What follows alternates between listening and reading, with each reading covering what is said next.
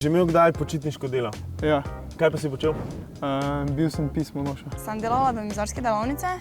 Moje prvo študentsko delo je bilo delo v McDonald'su na Ptuju. To leto so bili načrti, vendar zaradi pomanjkanja časa in malo slabše organizacije žal niso uspeli.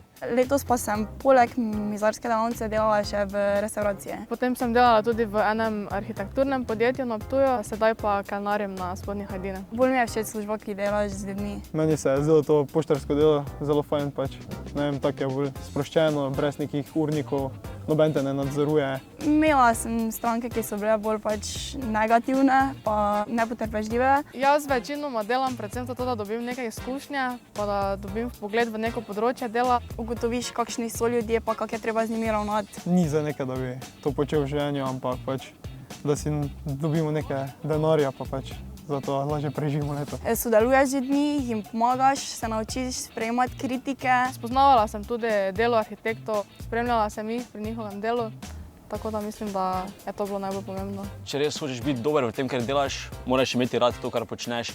In tudi jaz bi rad se ukvarjal s tem, kar rad delam. Tudi za počitniško delo bi me veselilo, da dobim izkušnje v področju, s katerim bi se kasneje rad ukvarjal.